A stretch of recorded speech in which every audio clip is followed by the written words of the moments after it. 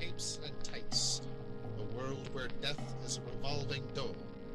Welcome to the Geek Matrix.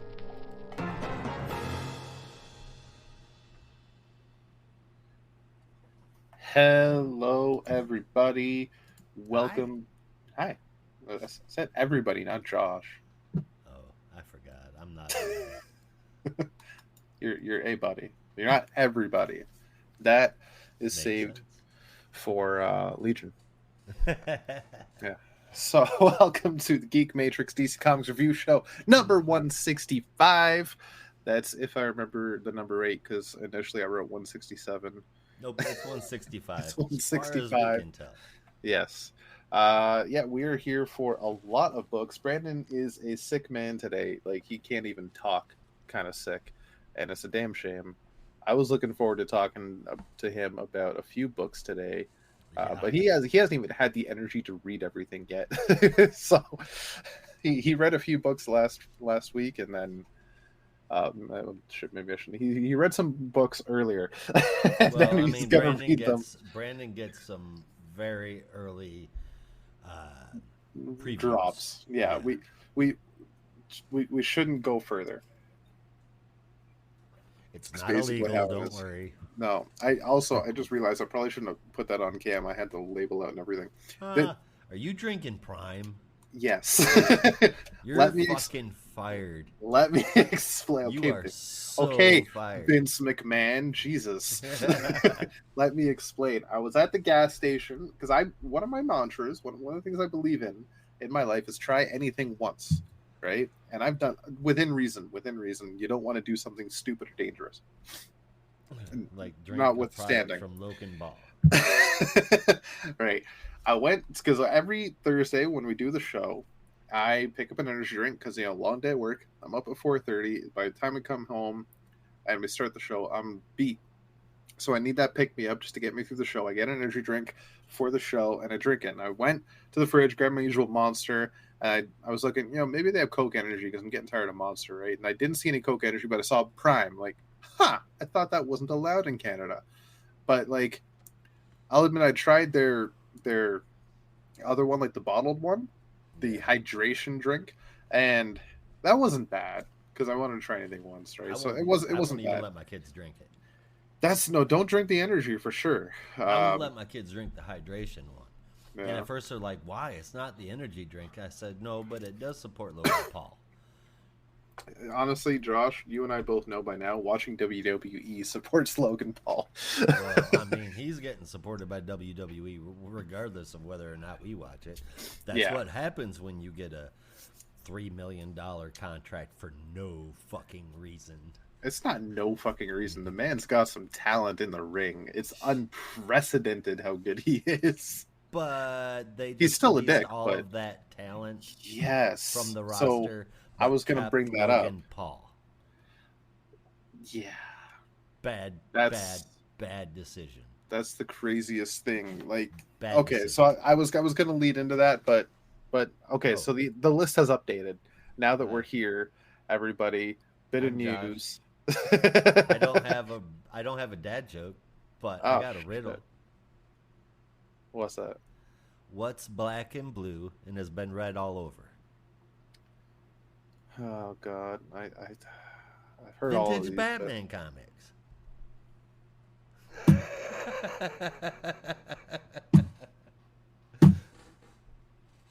yeah. I I'll give you that. I'll give you that. There was a lot of blue in the vintage days. There was. Yeah, like an unprecedented amount of blue. I guess that's my word of the week, unprecedented. I don't know why. Unprecedented. Yes, I just every so often I'll like a word will just come into my vocabulary one week and that's like all I'll say for I'll just throw it into every sentence. And Yeah. apparently it's unprecedented today. I don't know. I get a word of the day email, but Oh they're yeah. always words that I will never use that day. Like, Well, yeah, you got to have a reason to use a certain word, right? right. It's like here the other day, the kids weren't home. Holly was working. I'm sitting all by myself for like 16 hours, hmm and my word of the day was pernicious. When the fuck am I gonna use that? Exactly. What does that mean again? Pernicious? Oh, I know Jesus. it. Or I said pernicious, and I meant Yeah. persnickety. Oh, persnickety. Oh, that's Yeah. even worse. Yeah, it's like, I mean, unless I'm You could just describing make it happen. Sargento's cheese, there's Just no. you text Holly like, I miss you. You better come home persnickety or some shit. Like, just make it up. I'm feeling rather persnickety. Yeah. Particular is what persnickety means. Yeah. The weather outside is rather persnickety today. I don't know. It sounds like a descriptive word. It is. Yeah. But not in like persnickety people. Sargentos. Yeah, fair enough. Up here that'd be Alderson. Anyway, I interrupted you to tell my wonderful riddle. It was a very wonderful riddle. 2 days. Right on. I get my dad jokes by cheating and watching videos and reading books about it. I don't make them up anymore.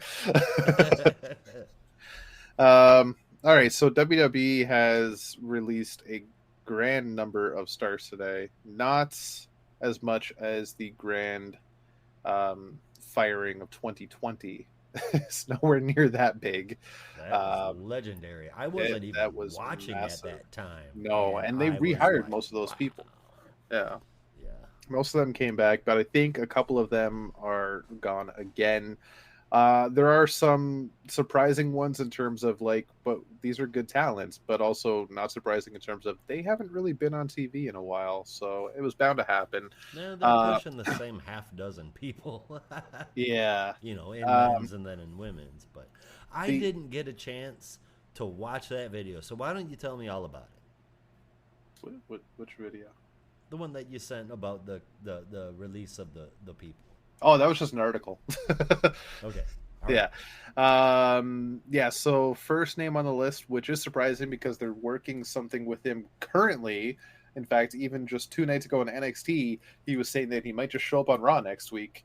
But Mustafa Ali is the very first name on the list, which blows my freaking mind. I don't get it. Of really all the people on the list, he was actually doing something. Yeah, and he's been doing something. He's been in, I don't always watch NXT, but I've been watching it for the last couple of weeks, and he's a few weeks, and he's been there.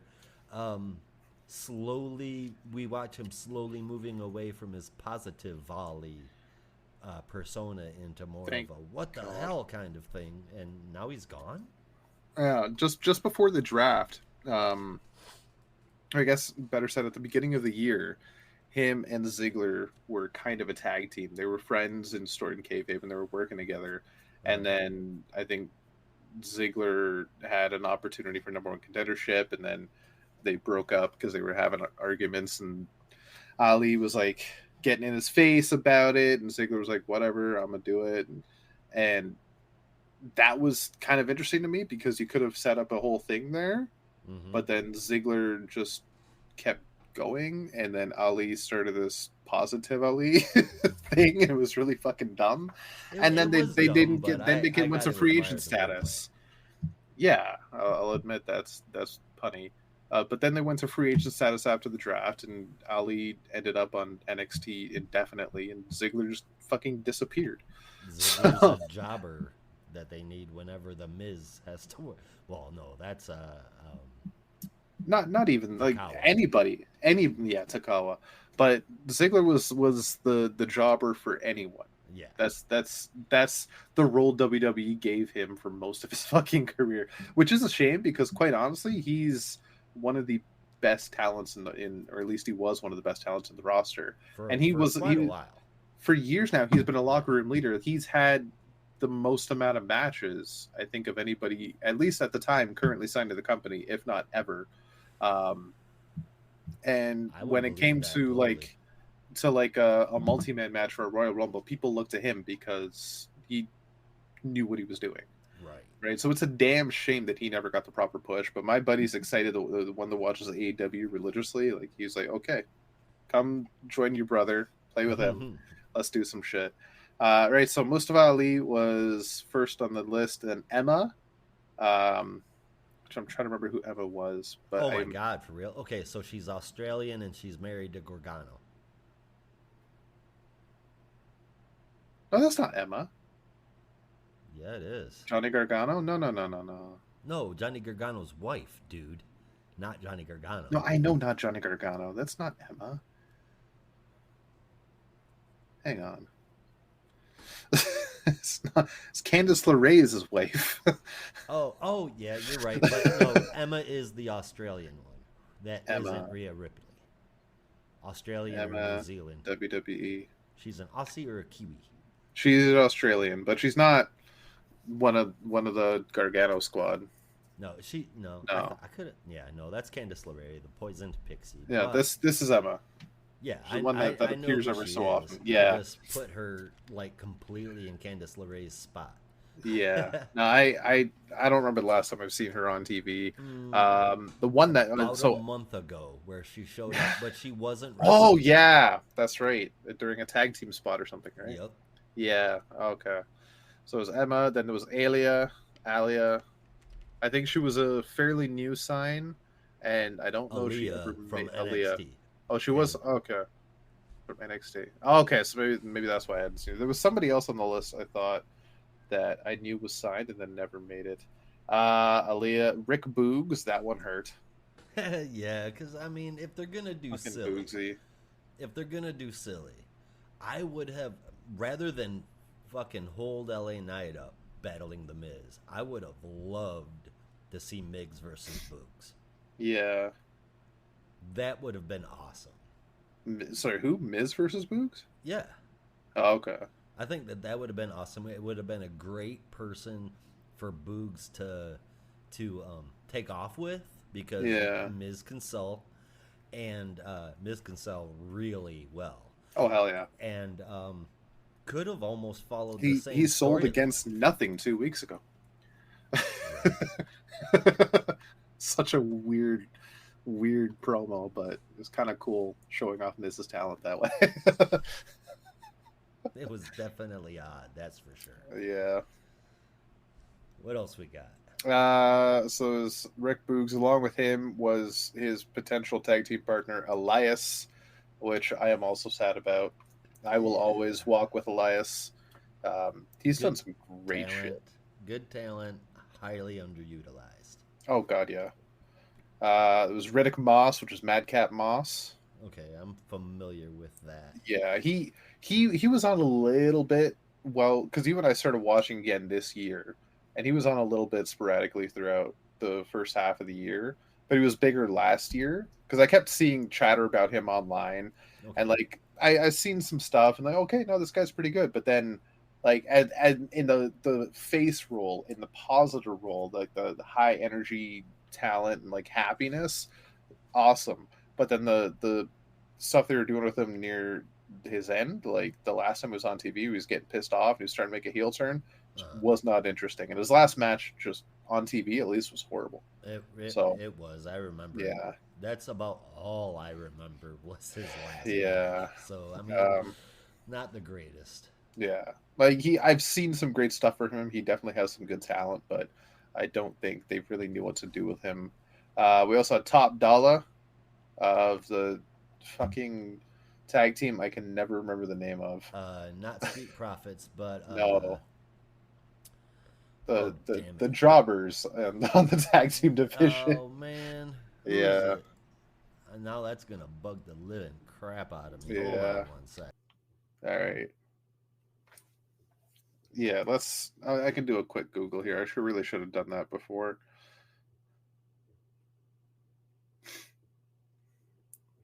Hit Row, thank you. Yep. Yeah, so he's gone. Quincy Elliott from NXT is gone. That name doesn't even ring a bell. Yeah, it might have been fairly new. Honestly, what's confusing is that Top Dollar is gone. But Adonis isn't. Adonis is still around. Well, I mean, let's be honest. I mean, they've been Adonis setting it up and good. putting it in the script that Top Dollar is a joke. No, that honestly, are you talking about the Michael Cole stuff? Well, yeah, and then they also showed it. Oh man, I can't remember the storyline, but there were like 4 tag teams backstage, Uh-huh. and they all started talking mad shit about Top Dollar and like Yeah. making fun of him on camera. Oh boy. About not being able to go over the top rope. Yep.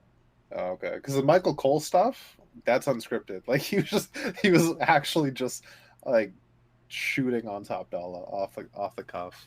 I'm not surprised. I mean, let's be Yeah. honest. Top Dollar, not the greatest talent to enter No. WWE. Honestly, Hit Row had been kind of boring for me. The Hit Row had been boring for a while. We'll see what Adonis can do in a solo career. Yeah, that'd be interesting. We also have, surprisingly as well, Dolph Ziggler. We already talked about Dolph Ziggler. He's unfortunately been let go, but also Shelton Benjamin. Wow.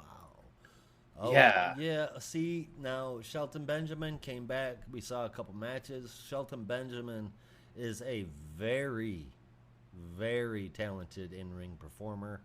Um, he's had some success, at least back in the day, with mic skills, but let's be honest, not really. And it's hard to sell somebody like that whose whole thing is, I'm a badass Olympic wrestler. If you don't have the mic skills to back that up, then like you fade into irrelevancy like all the Angle copies. You know what I mean? I was gonna say like Chad Gable and Kurt Angle, like they faded into obscurity because they don't have mic skills. Chad Gable, I will be honest, he's not that great on the mic.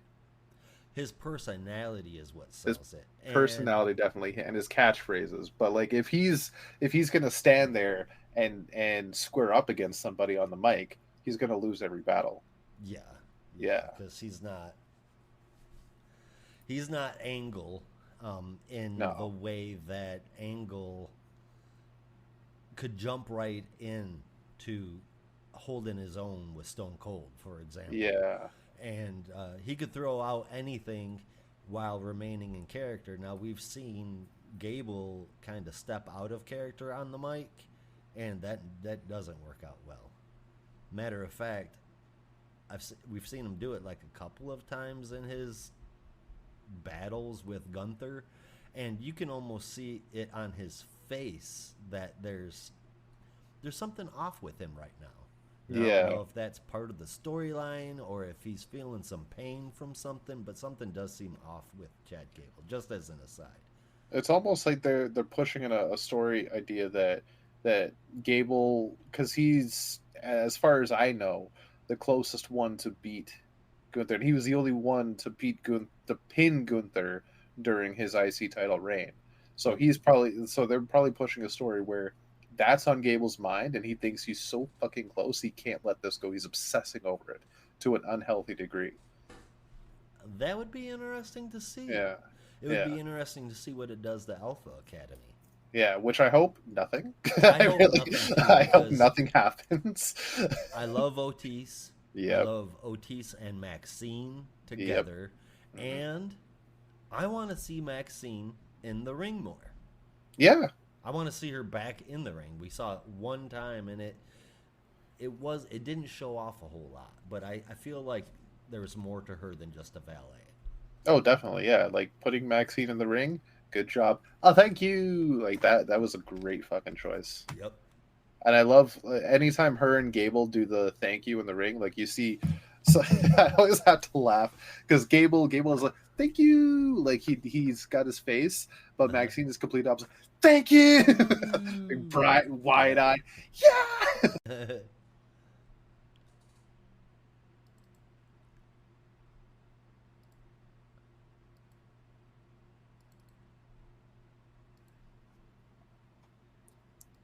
Are you there? Yeah, I'm here. Okay, all right. You blipped out for half a second, but Yeah. Oh, beta features. Yeah. All right, so Shelton Benjamin surprising Quincy Elliott, Bryson Montana. So the remainder of the list is all NXT talent. Bryson Montana, Dana Brooke, Dabakato or Commander Aziz. I'm not too familiar with all the NXT titles. Ulyssa Leon, Daniel MacArthur, Shanky, which I'm kind of surprised at, but also not. I didn't know he was on NXT, but apparently this is NXT list. Uh, Shanky had been on main roster for years too, and apparently he was pretty popular. So Pretty popular, but I mean, they're pulling NXT into being that third brand, like I called a while ago, and you can tell They that definitely not are. just because Dom Mysterio went and won the North American Championship from NXT, but there's a lot of popping in from like Gargano went Carmelo back. Hayes for a while, and then Yeah, Gargano went back, Corbin went back, yeah. Ali yeah, went back. Ali went back, and now Becky, the man, is holding the women's title from NXT. Yeah, So it's like two main roster talents holding NXT championships. yeah. So I'm seeing, at least in my opinion, we're going to be seeing NXT talent popping in to the WWE shows, and then eventually we're just going to see NXT be the third weekly show. Yeah, I mean Dragon Lee, who is a huge name in the luchador community in Mexico, um, he popped on to Raw the other night, Yeah, I and saw that. this is where the program with Ali was supposed to happen because Ali and Dragon Lee faced off apparently for a number one contendership match for the North American Championship, and Ali won. Mm-hmm. And then the following week on Raw, Dragon Lee is there and said on air that he's the number one contender. His next match is going to be with Dom for the title. And then Ali the next night on NXT was like, what the fuck? I'm the contender. Maybe I'll show up on Raw next week. Mm-hmm. And now he's released. So there's some weird shit going on. There is indeed. Yeah. Two more names, two last names. I was going to lead into it early, but I forgot to save it for last. It's just as good. Maxine Dupree is on Alpha Academy, and this is even more reason to hope Alpha Academy sticks around because there's nowhere else for her to go. Both Mansoor and Massey have been released. Oh, thank goodness. I'm serious. I don't have a Yeah, no, problem with I that don't being care for them. depicted on TV because Pretty Deadly are a fucking riot.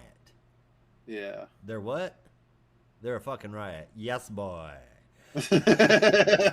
And I fucking love them. Yeah, Triple M were kind of. I didn't care for the characters, no, but I've seen the people. I've watched Up Up Down Down, and they've been on the Up Up Down Down channel playing games, and they are hilarious.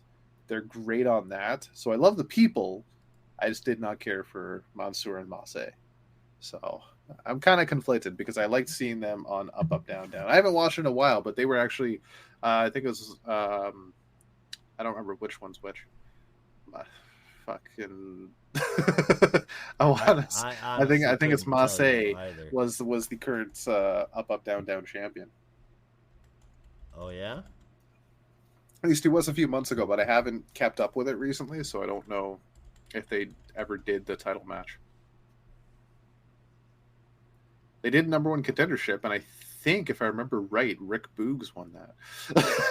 Imagine that. Yeah, so I gotta go back and see. I've just seen a lot of people playing WWE, so. Which makes sense, being a WWE show, realistically.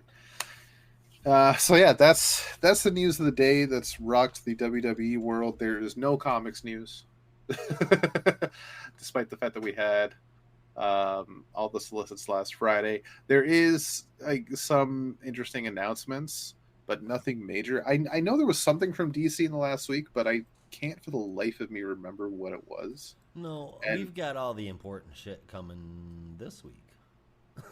Yeah. Over the next couple of weeks, anyway. I know that there was like an announcement. I haven't gone into the. Oh, what's this? I don't remember for sure. Okay, that's changed. Howdy, viewer. How's it going, man? Hello. Welcome to the Matrix, the Geek Matrix. Yes. We don't turn you into batteries, but you know, We keep going and going and going. Is that even the catchphrase still? Why not? Yeah, I guess If it just not, keeps then we don't going get and sued for it. going and going. While we're talking about weird shit, I saw Ooh, I this, love it. had no input from any commercials or anything, but I was like, fuck it. I'm going to give it a shot. Coca-Cola Y3000. Okay? Okay. That's the flavor. It's a limited time flavor, and it was co-created with artificial intelligence Right. to give a taste of what comfort and Coke would feel like or taste like in the future. And it's pretty fucking tasty. What's it taste like? And don't say the future. It kind of tastes like If it 100 doesn't taste years from now. No, I'm just kidding. a thousand. There's very much a It should taste like jelly beans. Okay, I was gonna say it should taste like Slurm It and tastes nothing like else. it tastes like a few random of the Jelly Belly jelly beans, and Okay. definitely one buttered popcorn. And So then it's top 'em in your mouth. very sugary. It Well, it doesn't tastes come very across sugary. as very sugary No. though. But it's got that kind of al- taste to it. almost like a fruity taste, but not quite. Okay. It's got Interesting. like that tutti fruity taste from Jelly Belly beans Right. mixed with Coca-Cola. And if you would have told me that, I would have been like, "Well, that sounds like dog poop." But it's actually pretty good. I like it. Most of the internet does not. Understandable. They're complaining about an aftertaste of which I don't even notice. Oh yeah. Hmm. Yeah, fair enough. I like it. So, official Geek Matrix endorsement from Geek Matrix Josh. Coca-Cola Y3000. Go buy one today. Yes, it is not made from worm poop. It is not made from worm poop, but it was created by AI. Yeah, by Bending Rodriguez. Indeed. So one bit of comics news I do want to bring up, which I know you're not going to have much interest in this right now. I believe it was Jonathan Hickman has announced, or he didn't announce, but he has been announced as relaunching Ultimate Spider-Man. Oh, spinning out of Ultimate Invasion. And considering we've only had issue 3 so far, it's a bit of a surprise considering how issue 1 ended. And for all of y'all that have read it, and for those of you that haven't, for those of you that have read it, you know what I'm talking about. For those of you that haven't, basically issue 1, spoiler alert, ended with the Ultimate Universe rebooted, reborn, and the Maker basically revealed himself to be the maker of the Ultimate Universe. He is the new god, and he was first seen at the Oscorp laboratories where Peter Parker got bit by the Oz spider, but then he killed the spider instead before it bit Peter, essentially like stopping Spider-Man. So that's why I'm more fucking curious to how there's an Ultimate Spider-Man again. Unless it's Miles. It could be Miles, but he also offered in issue when he offered Miles, who was in 616, to come with him back to 1610. Mm-hmm. And Miles said, "No, thank you. I'm good where I am."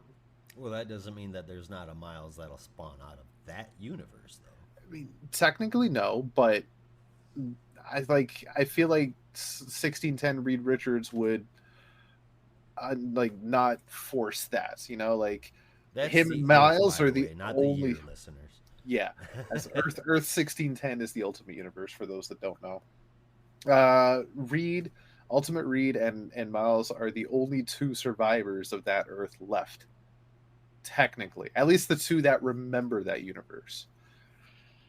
And shit like that goes down. You, as a comic book reader, should instantly assume that Reed Richards or Franklin Richards had something to do with it.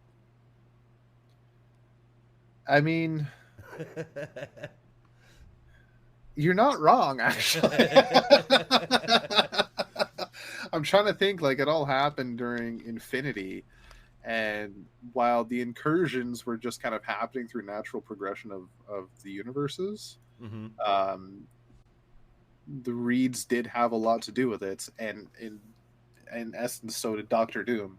So Imagine that. those two were like the forefront of that story. Franklin was not, though. I've I've not read Marvel comics religiously in a very long time, and I know that. Yeah. If there's one person, contrary to what only MCU fans think, if there's one person in the Marvel universe that has fucked up things more times than you can count by trying to do something good, it's Reed Richards.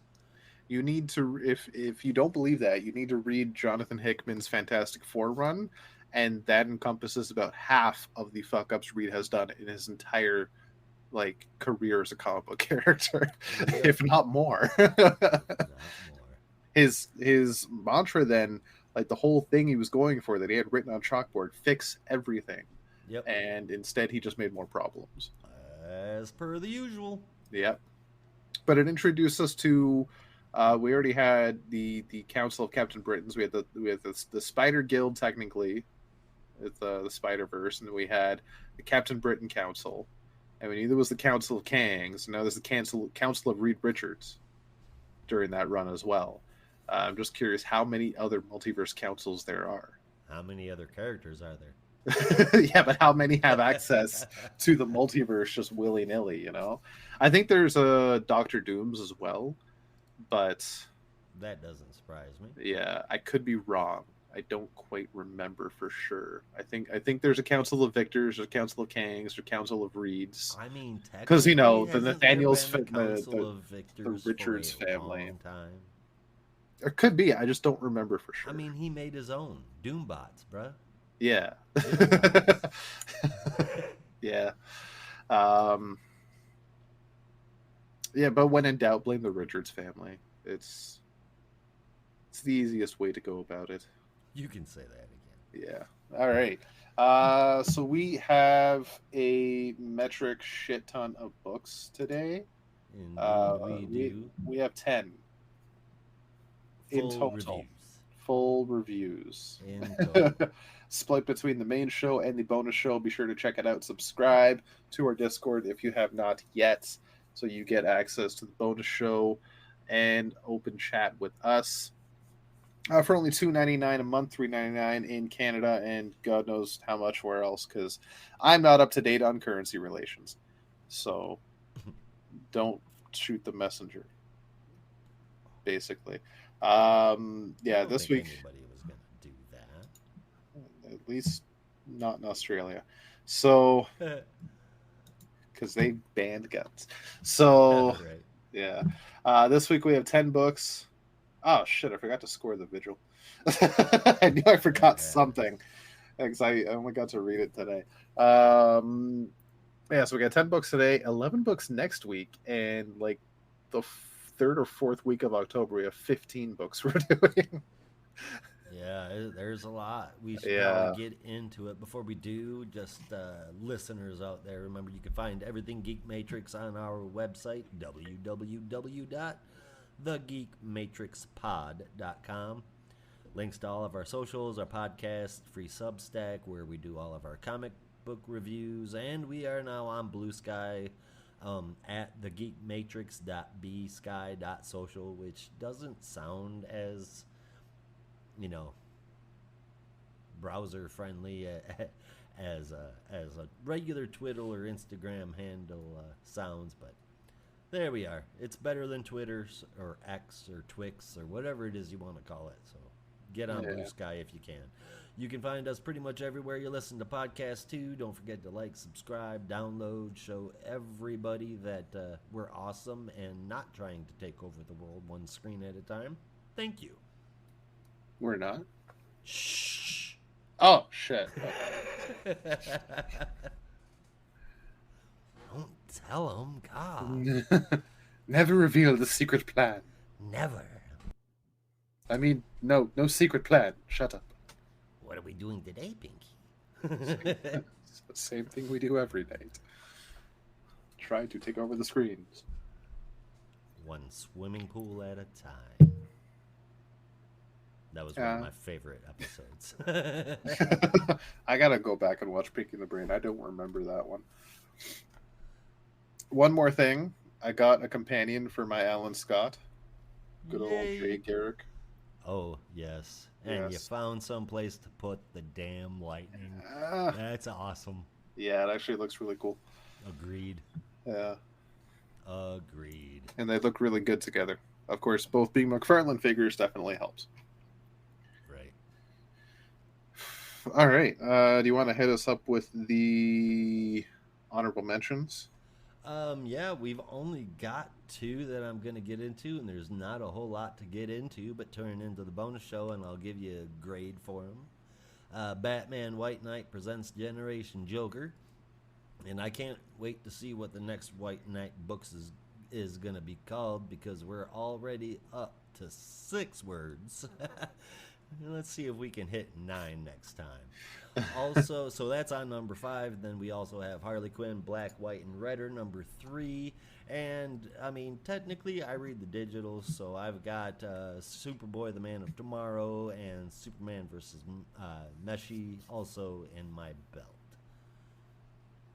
Yeah, Superboy, the Man of Tomorrow, number 6. That's the last one. I will not go into it. I'm not going into it No. extensively either. I'm not going into it. I don't think we should go into it at all because it's not even available on stands for another. I thought it was next week, but apparently it's like 2-3 weeks from now. So I will just say I am happy with the ending. I like it, Yes. and it would be in my top 3 if I was including it this week. It was, shall we say, a spectacular effort from the creative teams involved. Yes, and basically confirmed my theory that it does take place last year, considering timeline and whatnot. Yeah, it lines everything up there nice and tidy in that last issue. Yep.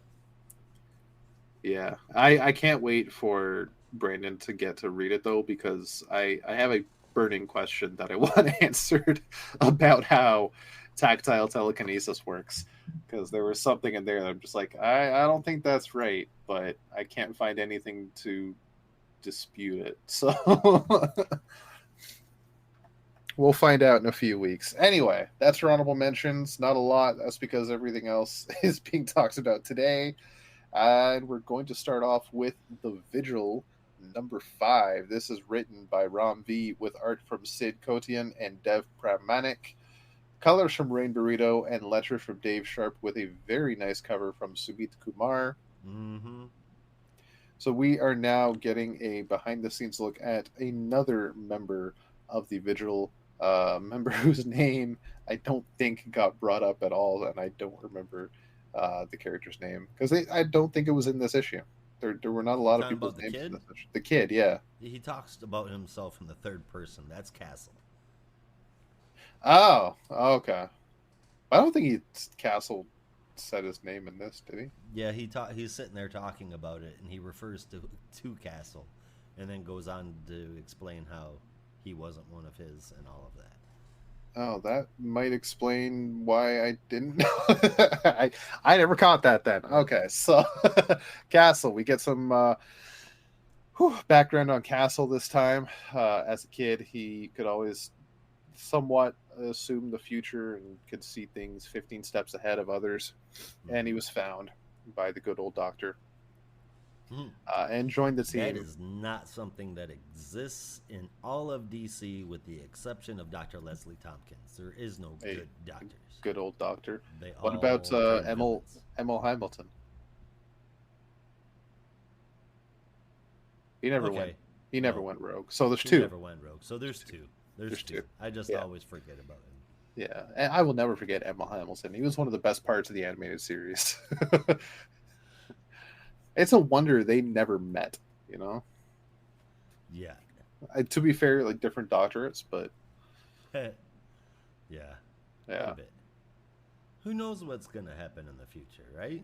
that would have been an interesting like side team up, just like a like in an anthology book or something, just a side story that we've seen Batman and Superman team up, Robin and Robin and Superboy and Supergirl and Batgirl team up. What about Dr. Leslie Tompkins and Dr. Emil Hamilton for a one-off adventure?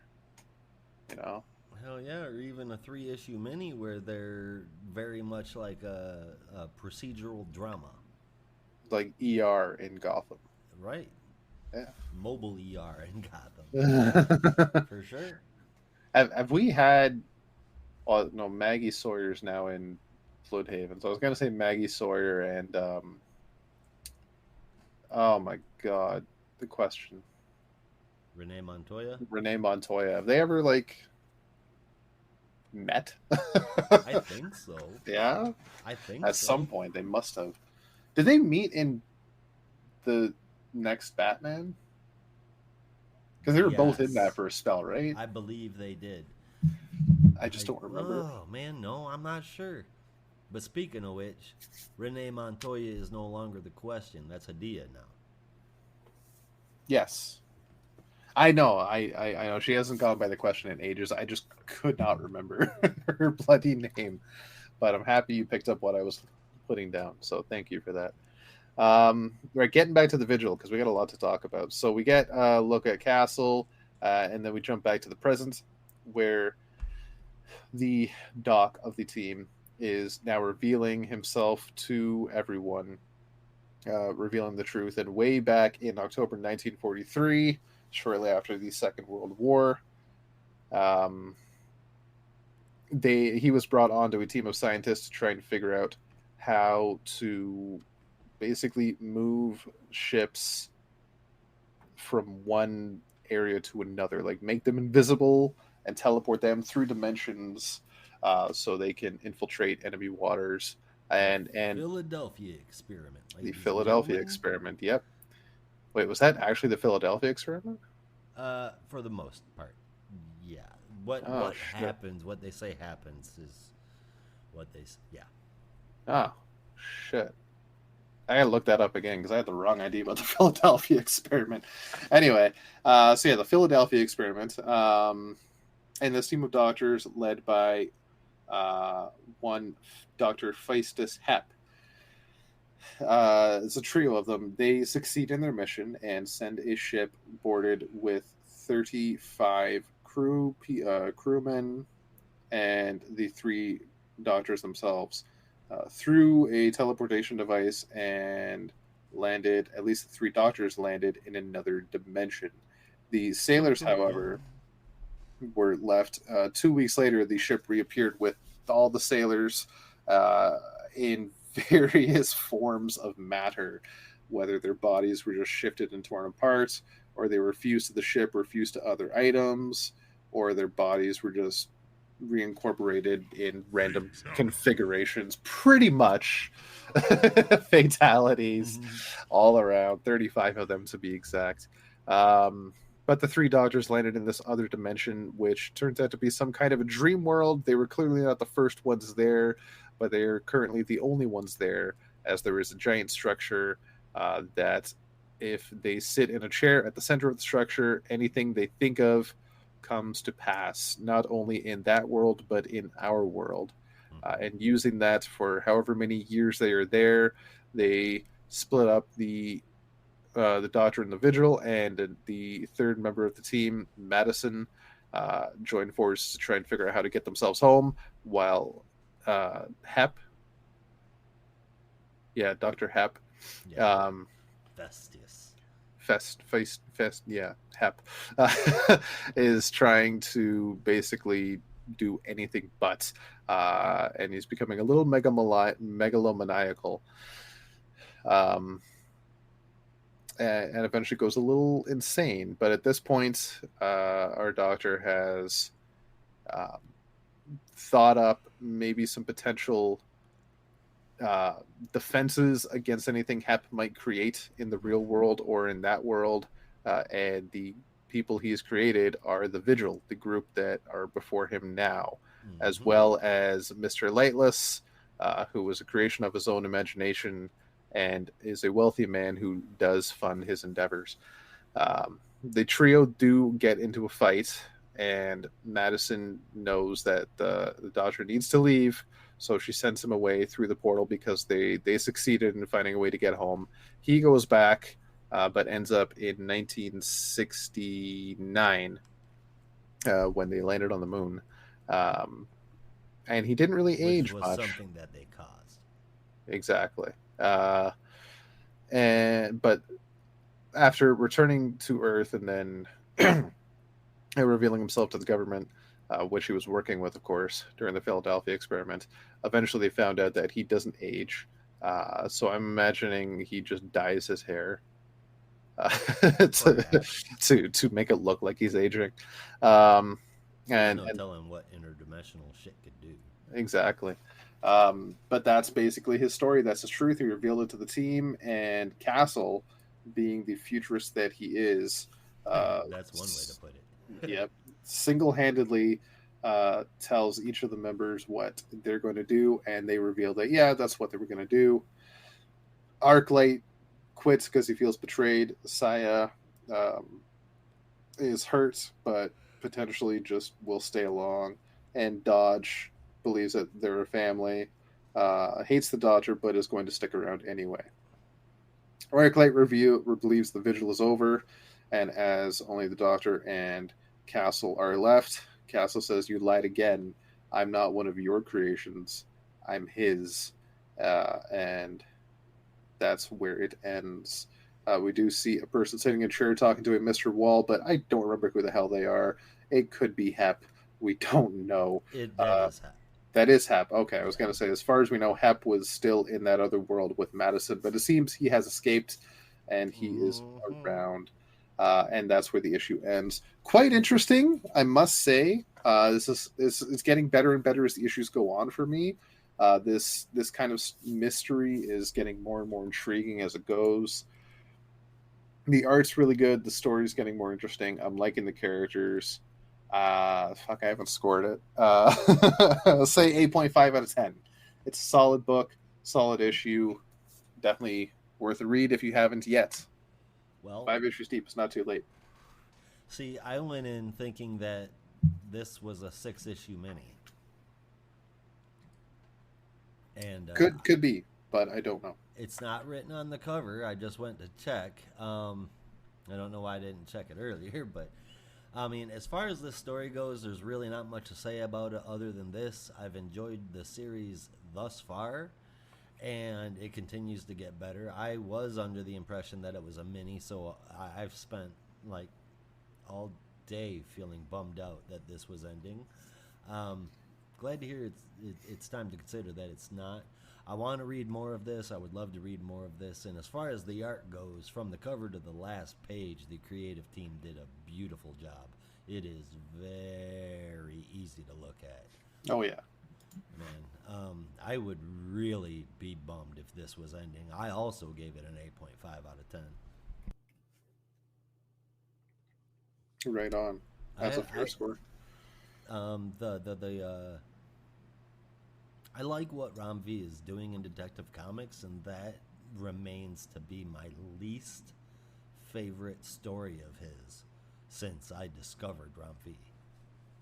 Oh, his stuff in Detective? Yeah. Yeah, I can agree with that. I can definitely agree with that. Yeah, moving on to our next book, we have Cyborg number 3. Josh's going to fill us in on Victor. We are. I'm more than one person. Written by Morgan Hampston, Tom Rainey Okay, on Venom. The things I would do. That's not scary at all. Oh boy! All right, so Tom Rainey on art, written by Morgan Hampston. Tom Rainey on art with colors from Michael Attea, who we haven't seen in a little while, and Rob Lee letters with a cover from Edwin Gelman. The issue starts out with an introduction to Dr. Marcus Wilcox, who made Solace, which is basically an AI that makes all of your decisions for you, but also downloads, basically your mind as you wear it, as an earbud, like it's a Jabra Elite or something. But doing so, downloading your mind, would allow people to live forever because after they die, that mind could be transplanted into a synthetic body that they call synthoids. But yeah, that's never gone wrong before.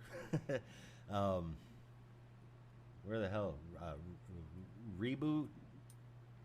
I seen it go wrong there, think it went wrong in The Boys. Anyway, he pitches it to Silas Stone, who of course jumps at it, saying that he might not be able to bring Victor's mom back, but he could use it to make sure that no one had to feel that way again. Mm-hmm. Turns out that, I don't know, their souls, their consciousness, whatever, was kept inside the servers for Silas, and once the person died, they were forced to become part of the program itself and were punished if they didn't help it along. Silas was the only person to make it out of the program and uploaded himself into a synthoid that we saw in the previous issue. No real memories other than remembering Silas's last thought, except for all of the time that he had there.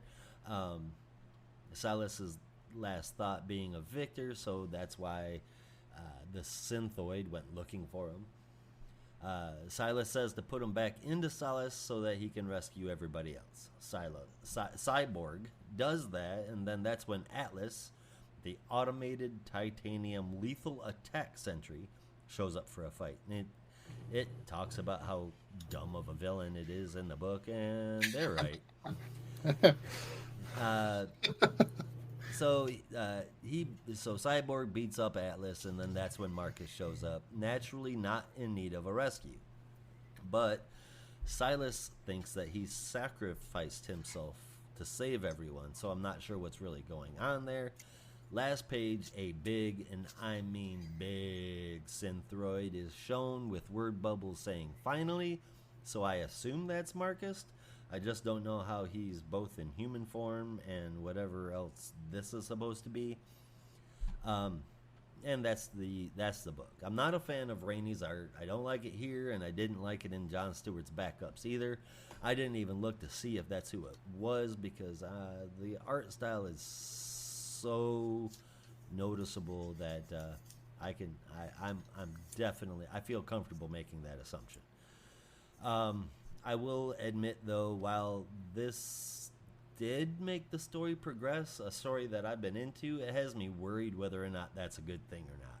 The confusion for me about something major, like where the hell the villain is at, if he's in two places at once, if he is the human, if he's in the synthoid, if the human form is a synthoid, I don't know, but it puts huge bumps in the road for me. With Rainey's art and the unclear ending, I'm gonna have to give this one a 6.5 out of 10. So I was also thinking that the synthoid, at the end was also Marcus. Right. But the consciousness of Marcus that was inside Solus. Because you figure that Marcus always had this evil plan, that the consciousness of Marcus inside Solus was also having that evil plan because it's the same person, right? They're just doing it in two different ways now, in two different avenues. And I thought of that. Yeah. However, Silas's consciousness, which is in that synthroid mm-hmm. now, refers to Silas as a separate person and refers to themselves as I or we, and then references silence different. So the consciousness that was downloaded from the program, from Silas, recognizes itself as something different, someone other than Silas Stone. To a certain degree, like he was saying, the sensation when he entered Solus was like an out-of-body experience. Like he was aware that there was another version of him out there, living a life that he could not do. Okay, that tracks. Yeah. All right, so it's got to be a weird sensation knowing there's two of you living different lives, like a clone scenario. Agreed. Yeah. But that's also Silas not knowing what to expect and having that experience. Whereas Marcus, he designed it, he built it, he wrote it, he knows what's going to happen, And if he puts his consciousness in there, he knows that there's going to be a separate consciousness there, and that consciousness is going to have the same thoughts, feelings, patterns, emotions, ideas that the real Marcus has. So it's just going to follow the same train of thought. Fair enough. Yeah. I'm following you there. I can.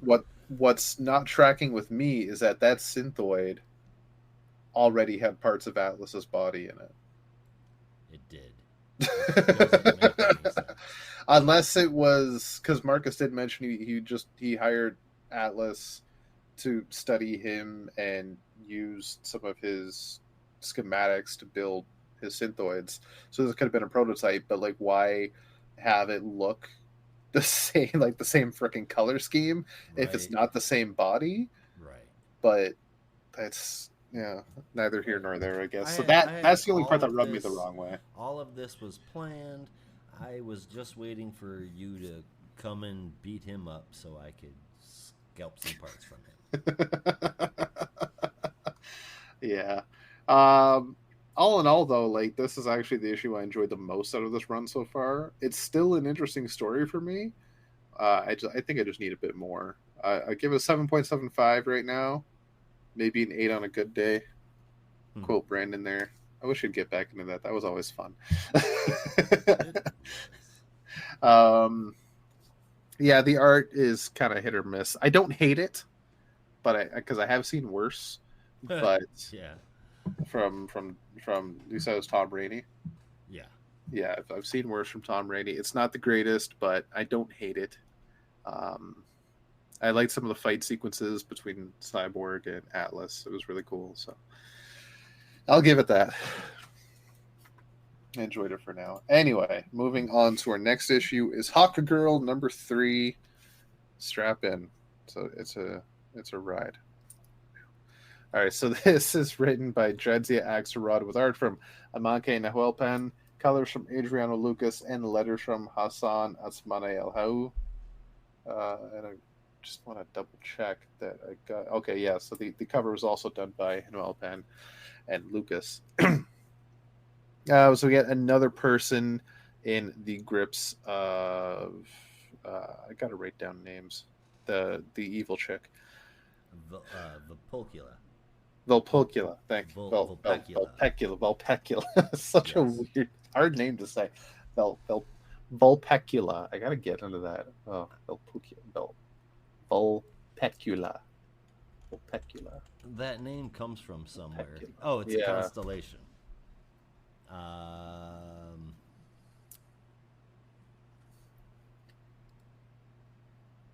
Yeah, it did sound. Vulpecula has no origin in mythology. It first appeared in the Star Atlas of Johann Havelis in 1687.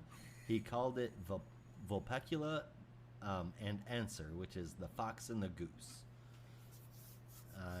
On some star atlases, the fox and the goose were separated into two, but eventually the goose was dropped entirely from the sky, so now it is just the fox. Interesting. That explains the whole fox thing that's going on in the speech bubbles. Right, so Vulpecula, God damn it, Vulpecula as another victim she has found. A man who, in my opinion, ages rather weird. 40 years prior, he was getting bullied at a pool, and he wanted power, so she gave it to him.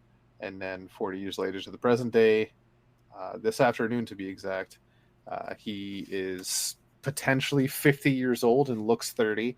I don't know how the hell that happened, but here we are. The head of a company in Gotham City, and is meeting with Bruce Wayne, who wants to get on the board of directors. This man, his name is Farland Candor, the CEO of this company. This Bruce doesn't quite trust him completely for Batman reasons, but we don't really know much else beyond that yet. Down on the streets of Gotham, Alicia Yo is leaving her shop temporarily to go just take a rest, and is found by the Croc Block, a new gang on the streets. Hey, Selena, you're not doing your job right. Come get these guys. She is then saved by Hawkgirl, who calls herself Batman because wings. Funny. and makes quick work of the Croc Block alongside Galaxy, the prettiest star. I, I hope we don't have to say that. I hope that's not the full name. It's not her. We just call her Galaxy, right? Just color Galaxy. Okay, Yeah. we got okay. It's Galaxy. That was Um, just the title of her graphic yeah. novel. Okay. As long as it's not her full hero name, because that's a mouthful. So they rescue Elysia, and she's grateful. Says, "Look, if you ever want a meal, just come by. It's on the house. I'm the head chef. Don't worry." Um, and then the two head out and to the Batcave to meet up with Batman, because that's where he usually is. Hey, hold on a Uh, second. I just want to make a small correction. oh, The general acceptance is that Vulpecula was designated in 1687 by Polish astronomer Johannes Hevelius, like I just said. But as it turns out, the first time that it was ever mentioned um, was in the Book of Fixed Stars by Arab astronomer Al Sufi, and that was written in 964. So beats it by quite a ways. I just couldn't go on without clearing that part up. fair enough. No Continue. problem. Um, Ray, I just realized when I was reading the issue the first time, I missed some of the timeline stuff. So the pair meet up at the Batcave, talk to Batman to figure out more information about Vulpecula that he may have found, and he hasn't really found out much, except for some less than questionable questionable sources. He says. So he's not 100% sure yet what the hell's going on with her. Uh, but he does know. He does reveal that an old colleague of his, Farland Candor, as we saw at the beginning of the issue, he met with at the head office for Candor Enterprises, whatever it's called, Mm-hmm. um, has one nth metal feather, which is identical to one of the ones on Hawk Girl's wings, and also present was one of his employees, Ava Diaz. And if that name sounds familiar, Hawk Girl did see her die, which we did see also Farland standing over her grave just the day prior at the beginning of the issue. And then you see this afternoon she is well and alive, much to Hawk Girl's surprise. But Batman has no memory of her ever being dead, and Hawk Girl thinks she's going crazy. But they get past that. She tells Batman, "No, in our line of business, don't you tell me I'm crazy." So they head off to find Farland, and sure enough, with Farland at a big shindig is Vulpecula. So the trio go after them to try and figure out what the hell's going on. But surprise, Farland is also on the Court of Owls. Okay, Surprise, surprise, surprise, surprise. surprise. So now I have to fight an army of Talons, but the three of them actually do make some pretty good work with them. Batman goes for Vulpecula, as Vulpecula also cuts herself with an nth metal wing or nth metal feather, putting some of her blood on it, and then stabs Farland, which transforms him into a giant owl creature, Of who course. then goes after Hawk Girl as Batman chases down Vulpecula. She does get away thanks to one of her other creatures, but ambushes Batman. Hawk Girl does eventually get the drop on Owl Farland, while realizing that she's a bit more pissed off at some of the people in her life, and begins just like yelling, excuse me, at Carter Hall, who isn't there, and beating the shit out of Farland while she's at it. And as Farland, after having lost the fight and beat repeatedly in the face by Kendra, How's that uh, feel? yeah, like as he disappears in the sand, he's like, "My name's Farland. Who's Carter?" And then just falls away like Sandman. It was I thought that was kind of funny, if not a little sad. Uh, Yeah, a little Galaxy and sad. Batman have a moment, and Batman is usual Batman. Oh, wow! I misread that this whole time. I thought I said you don't belong here. He says you belong here. Okay. Yep. Whew. Wow. The first time I read this is why you need to read things twice, kids. First time I read this, I thought he said you don't belong here, in his usual Batman chagrin. But no, so okay, nice, nice. Galaxy belongs here. And then we see Vulpecula now in Metropolis, ready to raise it to the ground. That is where we will see her next issue, next month in issue 4. This series is kind of dull for me. Like it's got some moments. I like some of the action, but I don't know how much I care about the story right now. But I'm also not a. I'm gonna be honest with you. I'm not a great lover of the Hawks as much as I want to be, and I love the idea of the Hawks and the mythology of it all. Anytime I read a Hawk story, I don't fucking care. I I've feel, tried many times. I feel like that with along with many other people, not just you, but I feel like that's because of how convoluted the Hawks have been since their inception. And when things are that screwy, it's really hard to get into it because you don't know which Hawks you're dealing with, why you're dealing with them, or what the hell is going on. Or I could be completely wrong and you just don't like the birds.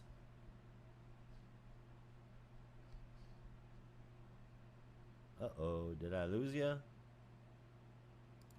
I lost you. There you are. What? I've been here for a minute. What? That was weird. I had lost you as well for a minute. Right when you started talking about the Hawks, I said and then I feel like I'll do the short version. I feel like most people are thrown off by the Hawks because of how convoluted their story is, yeah, their backstory, and when you open it up, you have to ask, what Hawks am I reading? Which history is this going to play off of? What has yeah, led into it off page? it's confusing. That yeah, I can see how Yeah, that's completely off-putting. like honestly, the only Hawk story I think I've read to completion is the Death of Hawkman from like 2016. Coincidentally, he there had a hawk die. Maybe that's why I liked it. Well, no, I liked it because Adam Strange was involved, Despero was involved. I think there was a Green Lantern. It was a cosmic story. That's what I liked about it. You But need to dip back into time and read the Ranthanagarian War. I do. I even have somewhere around here a Hawkman story um, that I have collected from. Oh shit, where the hell is it? Endless Flight from the Eagle Moss story. I think it's an Adam and Hawkman story, Cool. and I've heard that them as a duo was really good, so I wanted to check that out. Pick that up from the Eagle Moss collection. I haven't looked into it yet though, so like, and I heard his his characterization from Jeff Johns and JSA was really good as well, so I want to check out that the early JSA from Johns. But we'll see. We'll see. Right now, like I don't hate this Hawk Girl book. I can enjoy it. I can appreciate it for what it is. It's just not quite for me, I guess. I find it kind of dull. That's, I mean, that's fair. Yeah. But it's not like I say kind of because I don't even really know where I'm going with that. Like it's not bad. I don't think it's bad. I just find it boring as fuck. Well, I mean, and I mean that's bad to some, but on the other side of that thing, you can say, well, I didn't hate this. I don't have anything bad to say. It just didn't grab my attention. Yeah. Um, I'm on the other side of that. The small team up with Batman makes me think that this is going to be the status quo moving forward for Hot Girl and Galaxy. I'm completely cool with that. This is a case of me being bummed that it's ending because if I'm not mistaken, we've only got one issue or Three. 3 issues left. Yeah. I feel like there's a whole lot more that we could do with it. The art is fantastic. The colors just as much. And the lettering, especially when it's spilled out of the word bubbles, was great. I've really liked this so far. This issue included. I did, regarding the lettering and just general book just the book in general, I found it kind of weird that they reflected the word bubbles in the sword that the owl Farlane was using. I mean, just a note, Yeah, not a complaint, but very odd. I don't think it I've was. ever seen that before. And I don't know if that was just somebody like zipping through it trying to get it done fast and just like, okay, I need to draw a reflection and then threw the damn words in there too. I don't know. but it will be interesting to see if there's anything that explains that later on. I gave this an 8.5. I really dug it. Oh, fair enough. I gave it a 7.5 because I didn't. Yeah. Fair enough. But Fair enough. it's if you're a fan of the Hawks, it might just be for you. Definitely check it out if you like the Hawk family. Thanagarians. I prefer Ranians, despite the fact that they're a little more up their ass about themselves. But They're definitely more up their ass about themselves. yeah, but I like Adam Strange, so that's me. Fair enough. In the Rand Thanagar War, I pick, I guess, the Ranians. I was gonna say something funny, but I forgot every other alien race in the DC universe. I was pick gonna the say Dominators. no. Okay, that's what I couldn't remember the fucking name. In the Rand Thanagar War, I picked the Tamaranians. There you go. They're all beautiful, every single one of them. Powerful Planet and Tamaran? usually mean. Planet Tamaran is a bisexual's dream. I think that's just a fact. If I'm not mistaken, they're all bisexual. Oh hell yeah! I was right.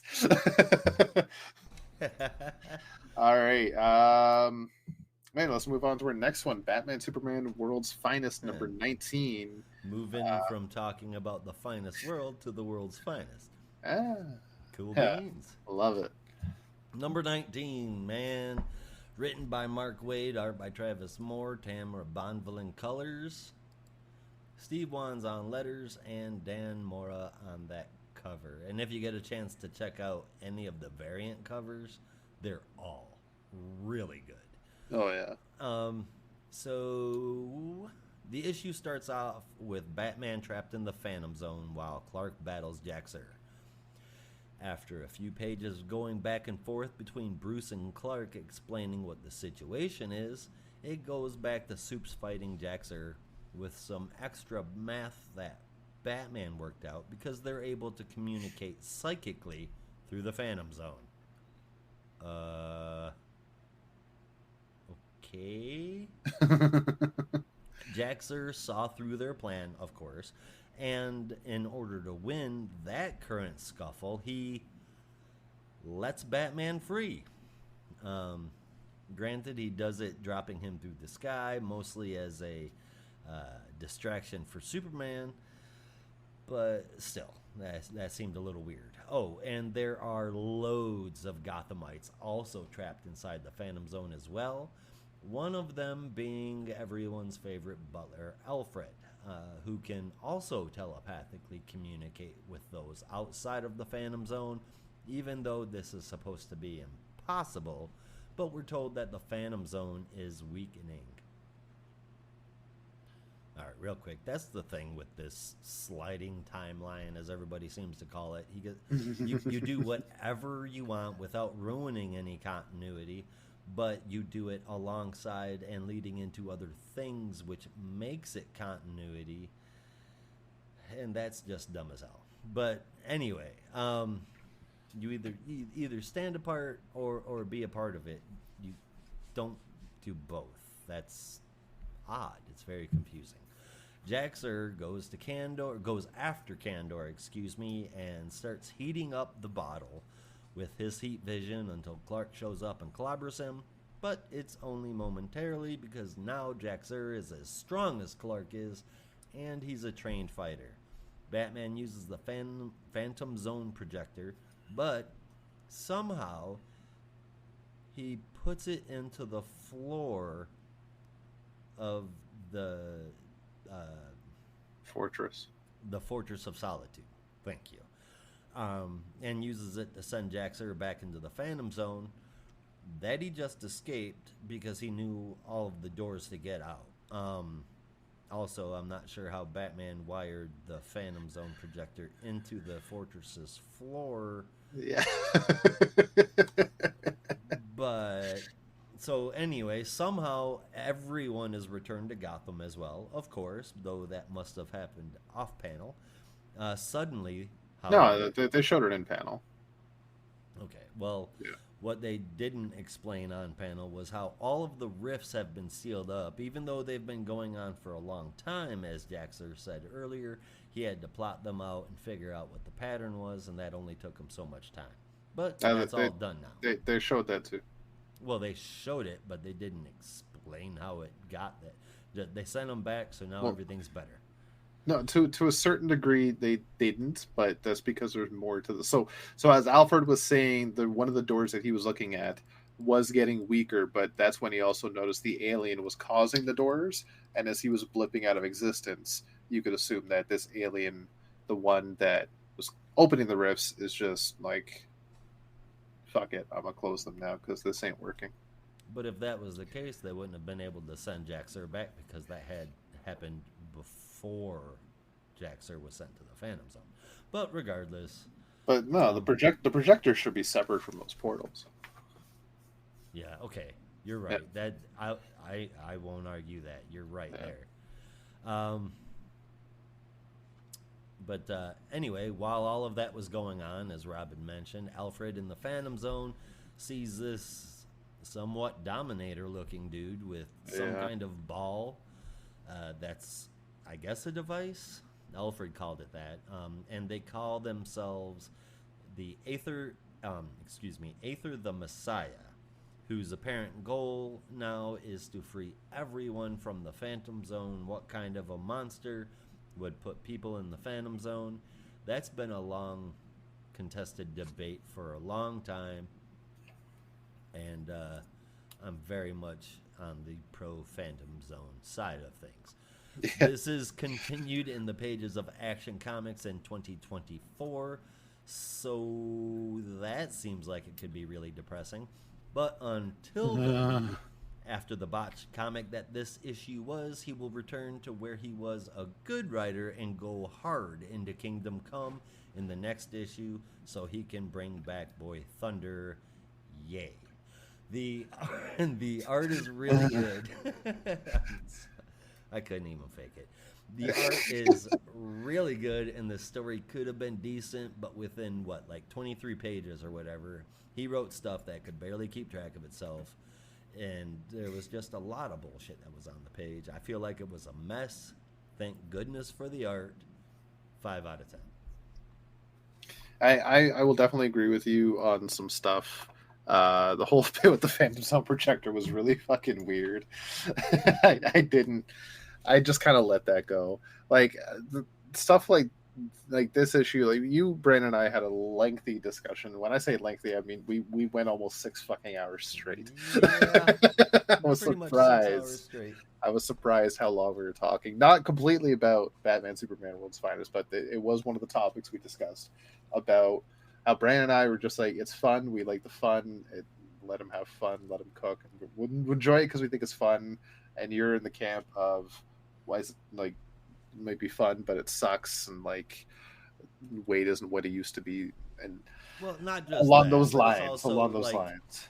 you've got nothing that you want to say. You're just kind of bouncing around from Yeah. silly story that's very mediocre to silly story that's very mediocre, and every once in a while you get a Dan Mora composite Superman that makes you forget all about the shit. And Which I'm still waiting for that figure, McFarlane. Come fucking on. A, McFarlane. Come on, Todd. That's what I need, so I can say that there was something wonderful that came out of this, other than a page that I will never be able to get the print of because it's Dan Mora and that's outlandishly priced. So there's that. But So yeah, I mean, it's just like, if you don't, okay, so my whole thing is, and we don't have to go on a tangent, but if you don't have a real story to tell and you're just writing to write, then don't write. That's right. No, honestly, I definitely agree with that. I don't think that's the case with Mark in this series, but I do get what you're putting down, and I agree with you completely. If you don't have a story, don't tell it. Yep. Right.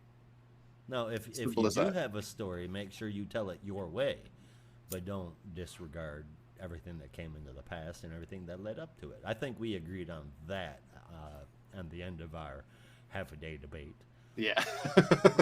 that was a fun conversation. That we tackled a lot of topics, all because I had a hot take that Scott Lobdell had the best characterization of Jason Todd since Jason was resurrected. Let's not go into that again. Hey, you and I agreed on that. Oh, we totally agreed on it. Yeah. It was a hell of a fun read, man. It was Yeah. a fantastic read. I just can't believe I invented an entire 6-issue mini by Sean Martin, bro. That still blows my mind. Mind blown. So I forgot. That's I was like going to told mention Holly during that, and she chat. said, "Oh, honey." It's like, fuck. My neurologist is gonna be worried. I think we're all worried. So, but when I sent you that list of solicits from April 2022, Mm-hmm. I forgot to mention, like when I was saying, does anything stand out? It's not so much things that you don't remember happening, because we know with your condition that's going to happen, but maybe things that don't quite make sense to you, like things that you look at and you're like, that doesn't look right, or like things such as this Red Hood book that doesn't exist. You're like, well, I think this was supposed to be around this time, but it's not here. Where is it? Like stuff like that. Yeah, I Yeah. remember it was totally it. Well, I don't remember, but Yeah. I was convinced that it came out like right around my birthday, which is the beginning of April. So Now I'm gonna say one thing, and don't freak out. As long as I just got December, I want to say December, maybe January, when April solicits come out, I swear to fucking God, if a Red Hood book is solicited, written by Sean Martinborough, drawn by Yasmin Putri, I'm gonna lose my mind. Reddit ! Remind me bot. Keep an eye out, folks. Something like that. I never bothered using it. Me Right. So my point was with this books, like That would be with those books, stuff like this, issues like this. As much as there was some stuff, I'm like, I ate that shit up. I thought it was because I love Jaxer. I love that whole thing with the Phantom Zone. Some stuff like Bruce putting it in the ground. It was like, okay, it's Saturday morning cartoon shit. I'll take it. But I loved Saturday morning cartoons. It makes me feel like a kid again. Like that's the campiness. It's almost meta, where like this takes place in the past and it's supposed to be from when And the the characters present. were. Well, no, the World's Finest is in the past. and the present, How is it in the present? because it takes place at the same time as Teen Titans, which happens in the past and in the present. How does any of it take place in the present? You're losing me here. Really? They're The all Teen like Titans now. the Teen Titans in all of their horrible costume glory Uh-huh. are just starting out with cell phones and promoting themselves on social media and going to TitanCon.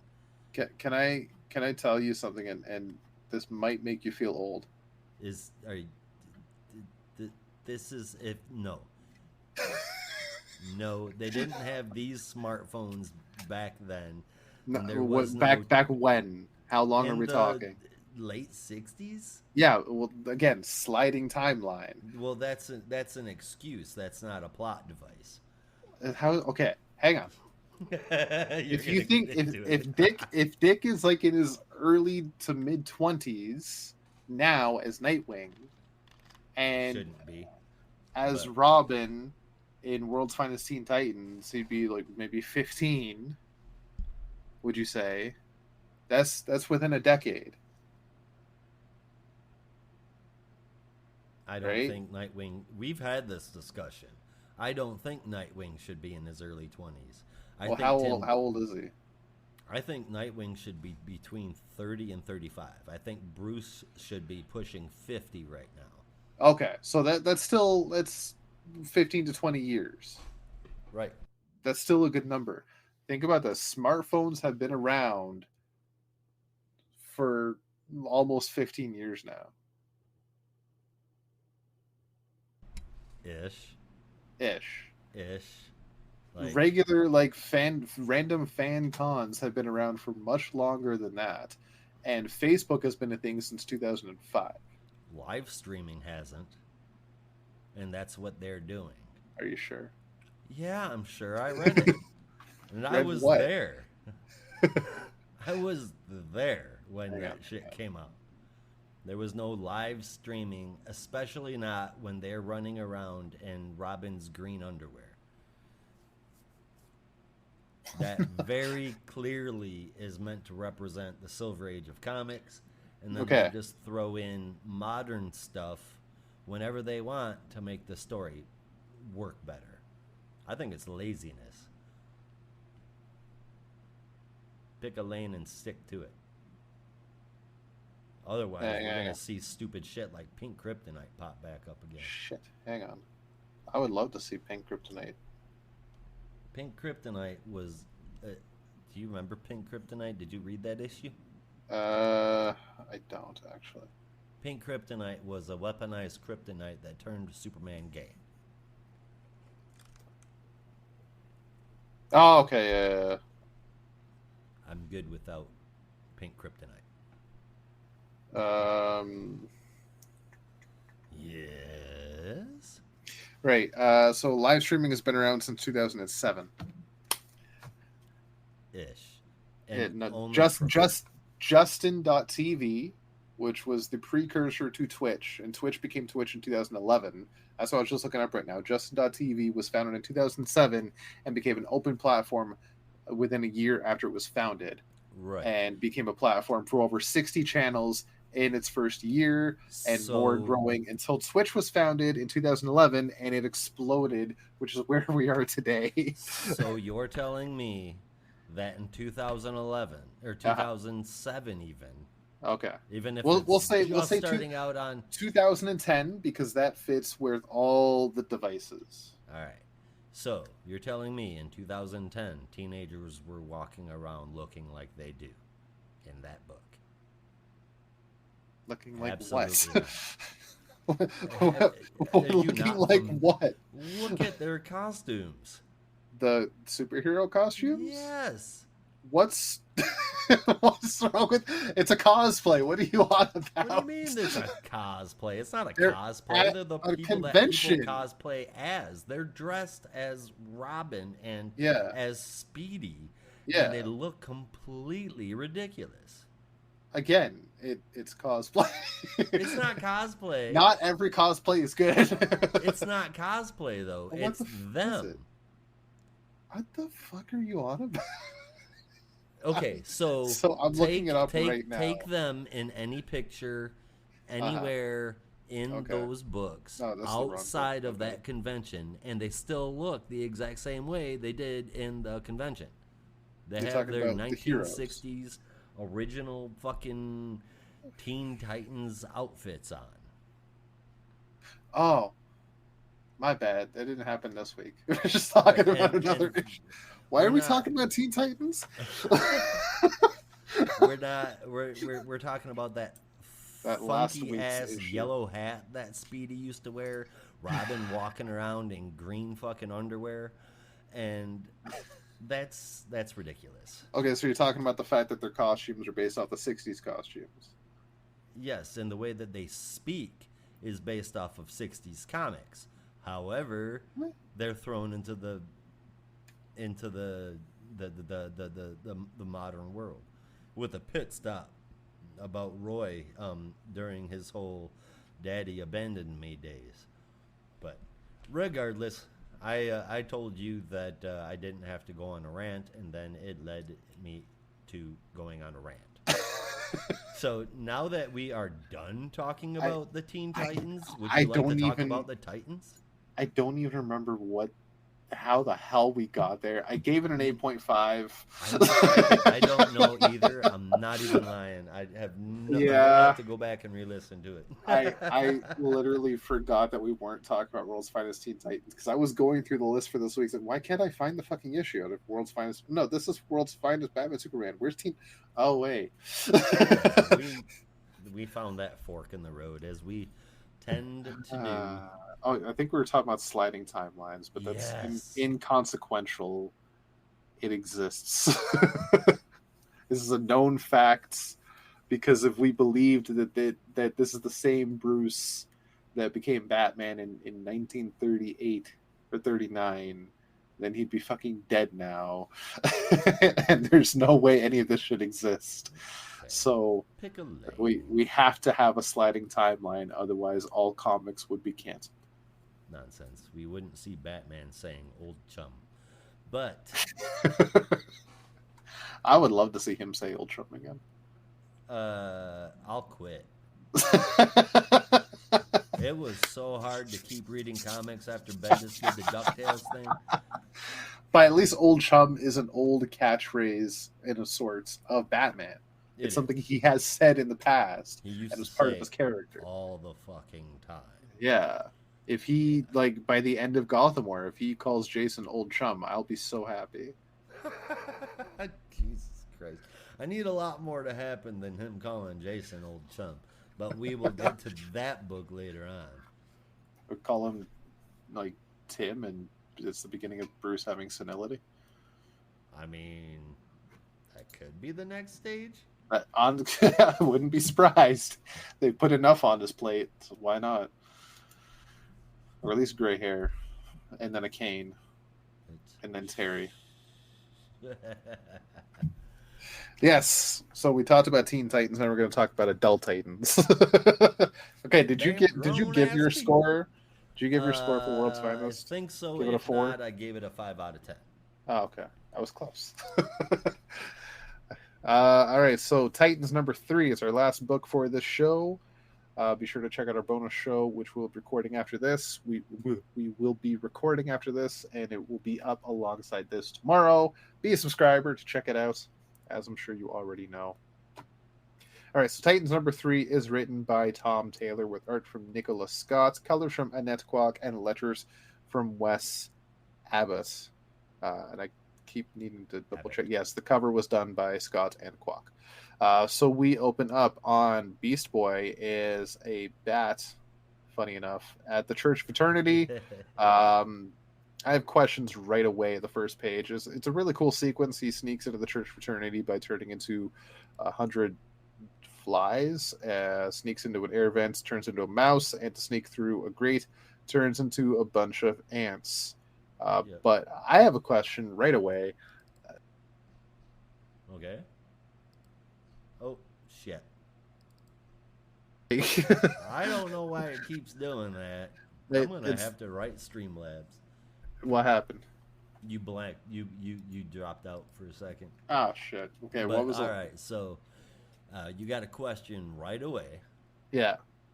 So the question right away. So, was Beast Boy always able to turn into a legion, or was it like could he split his consciousness into 100 different animals? Like that's So this, because I had that same thought at first. I was like, wait a frickin' second here. yeah, that's kind of But weird. then I started to think ants are one of those insects that operate on a hive mind. Yeah, I can So understand that.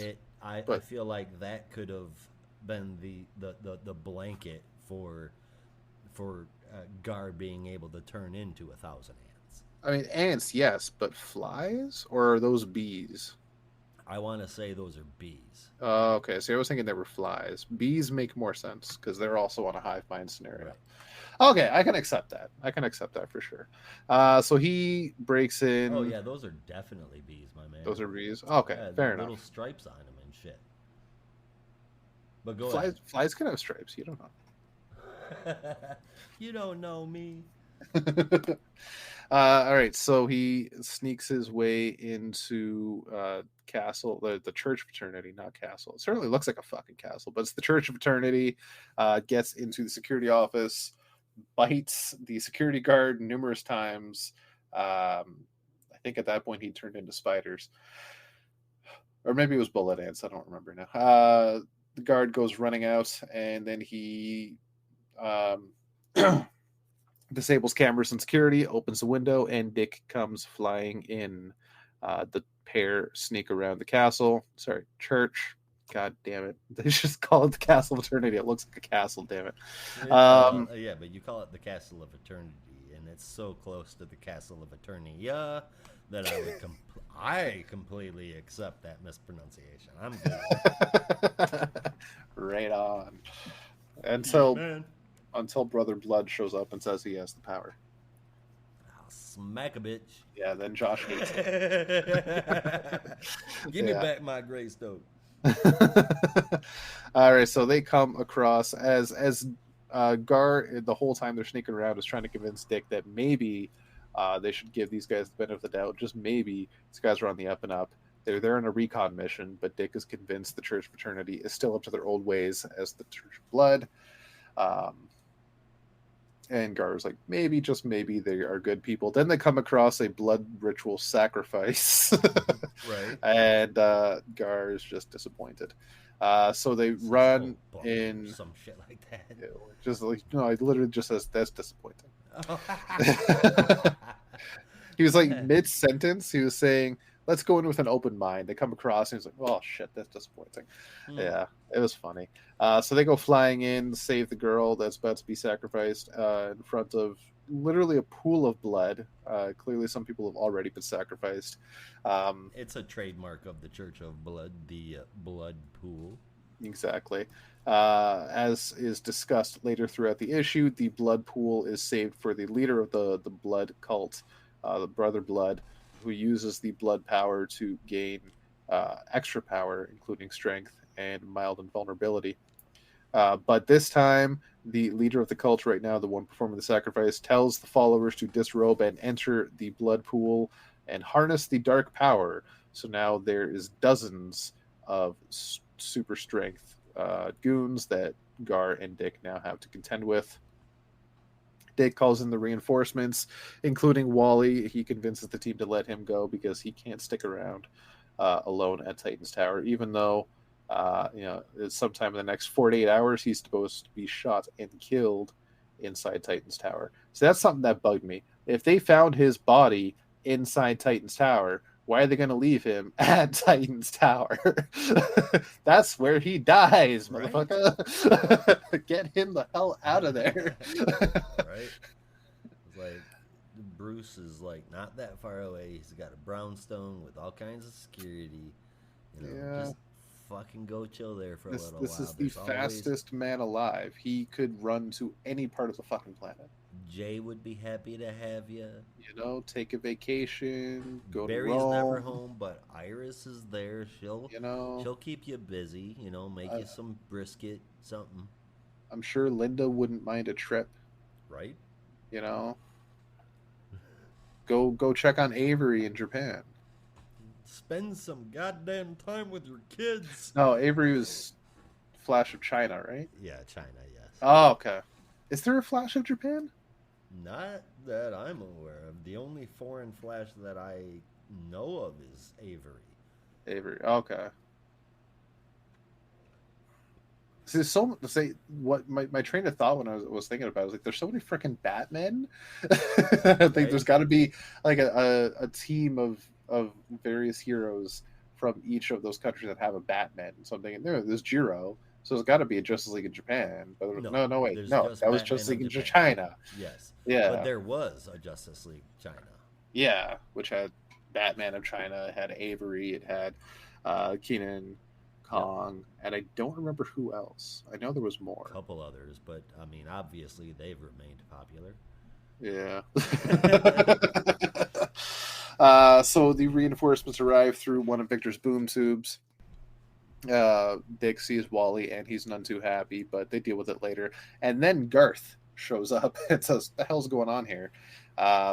Realizes that the blood pool is still happening, so he joins the Titans for a quick battle, take out all the blood servants, I guess, with an awesome shot of the whole team ready to fight, including Tempest, and it's really fucking cool.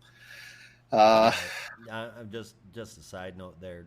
That looked fucking wicked. Yeah, it really did, and I'm loving that Wally's on the team. Mm-hmm. I really am. It's a perfect amalgamation of old Titans and new Titans. Agreed. Yeah. I almost wish Roy was on the team proper again, but this is cool too. He's got shit he's dealing with. Yeah, he's got to find his daughter, which the Titans promised to help him. Where the hell are they? They got Sure, some he's shit found to her do. now, but yeah, so does Roy. You could help, The needs of many outweigh the needs of a few.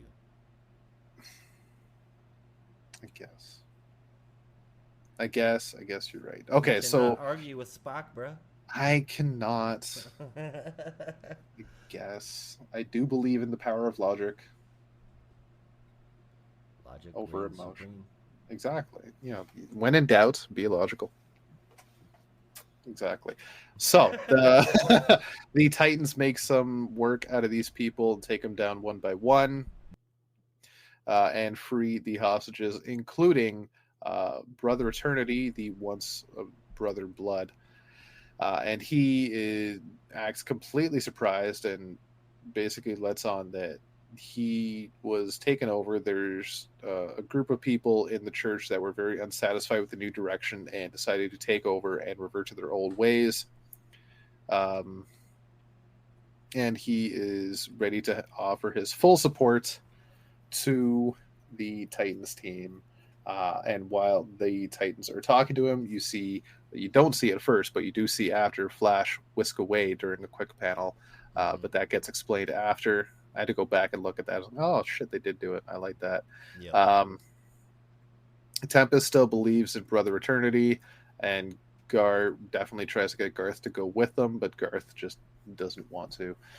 He believes in Brother Eternity, believes that they're doing the right thing. So the Titans leave him be, while still being a little suspicious of Brother Eternity.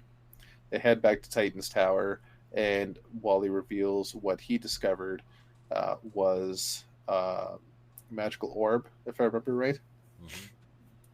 Mm-hmm. Which was a central housing of power. And then we go back to the Church of Eternity, where Brother Eternity and Garth are in that central chamber where the orb has gone missing. And Brother Eternity turns to Garth, pulls him close, and says, "You must do what is needed." As you see some weird ass tentacles coming out of Brother Eternity's mouth and going into Garth's, which suspiciously look like monster tentacles, if you know where I'm going with this. Right? Well, I wasn't. They look monster tentacles, for sure, and then they also look like some form of plant. Mm-hmm.